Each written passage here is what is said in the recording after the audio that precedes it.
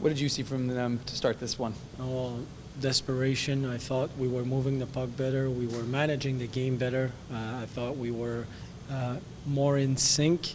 Um, but at the end of the day, it's really, this game is very simple. If you have the puck, I need to take it away from you.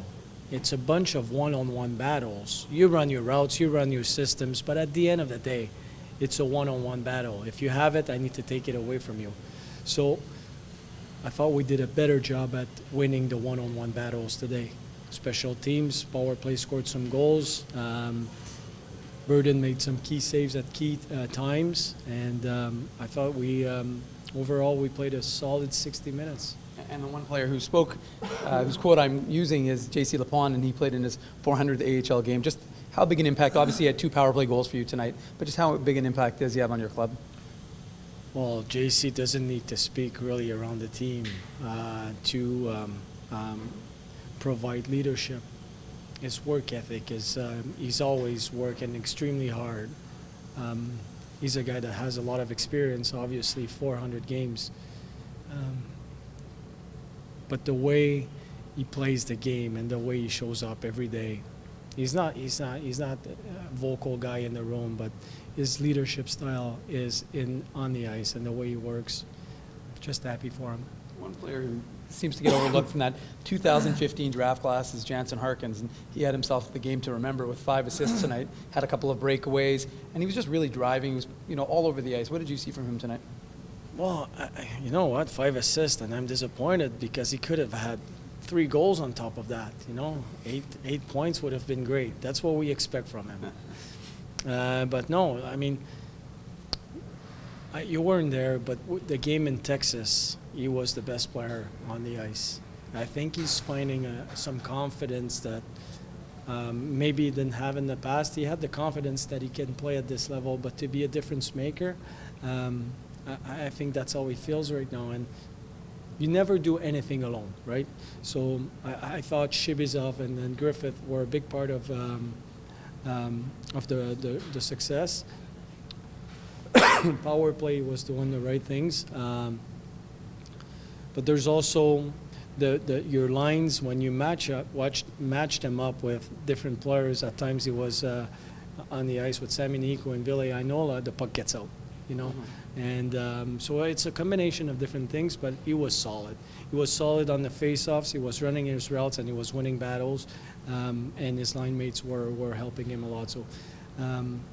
Good for him. He's been a good player for us. Given the fact that Cease and Shaw are now with the Jets, how nice was it to see Harkins and Lapon have the game that they had, considering that those were 2 guys you really needed to step up? Well, you know what? If you talk to the players, they always want, and it's human nature, right? They always want a little bit more, and that's okay. But sometimes the opportunities are there, and some players just take advantage of them. And I think today that's what Lipper and Harks did. They just took advantage. They looked at the roster and they thought, I'm going to take advantage of this, and I'm gonna show that I can get a bigger role. And not that they don't have a big role, but to step up and to help the team win in the way they did, to me that means a lot. We talked to Ville Heinola, who's kind of alluded to a good relationship with yourself in the early goings. What have you kind of taken from your time getting to know him so far? Well, you know what? Sometimes, and it's true for coaches, players, a relationship. You sometimes once in a while you have an instant good relationship with a player. And first time I met Ville, a big smile on his face, and we just communicate right. It's just easy. So that kid is a player. Well, what you guys don't see is he's really mature, and he loves playing hockey. When he's at the rink, he just loves it. And as a coach, that's awesome. When you see a guy practicing hard, and then at the end of the practice, he keeps working on his craft, and he's having fun doing it. I really, for some reason, Ville is 18 years old, and I had Marc-Andre Fleury at 18 years old as well, and it's the same kind of mindset. They love playing hockey. They love having fun. They're smiling. As soon as they put skates on, they're having fun. It's the same kind of mindset. But he's a kid that he's a player that's really fun to work with. Not only because he's talented, but because he wants to be coached, and he's got tremendous potential. What did you like from that Heinola-Niku pairing, which you kind of had together more so in the later parts of the third period? Well, they have so much deception in their game. I mean, and together they were really effective. And that's two guys with a lot of skills. But sometimes those guys, they don't necessarily enjoy the physical game. And those two, I know that with Sammy for a fact, that a physical game is not going to change the way he plays the game.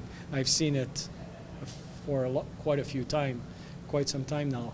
But Villet's the same. He's not going to change his game. So those two can respond not in a physical way, but in a, I'm going to go get that puck and I'm going to beat you one-on-one. That's how I'm going to play. That's my physical game. So they were together. They were pretty good, and we had the puck. So as soon as they touched the puck, we had that puck. And what I enjoyed too about their game together is at times the skilled players will try to make the extra play. But those two tonight, both of them, they didn't try to make the extra play. They just, if there was no options, they used a simple play off the glass, which is quite mature for young players like this. Do you have an update on Ryan White? He left the game, I think, in the second. I think he's going to be out for a few weeks, but I don't have a final result, but it's not something that it's day-to-day. And how do you take what you guys did well today and apply it for tomorrow? Well, first of all, we're going to watch a game. We don't get, I mean, we want to enjoy the win for about 15, 20 minutes and get back to work. But there's always room for improvement. So we're going to take what we did well today. I thought our forecheck was right. I thought our gap was right. Our tracking was good. And our puck management. But we're going to look to find ways to improve that. But it starts with our effort and our F1 moving their feet. F1 is our first man on the forecheck. We want to keep that.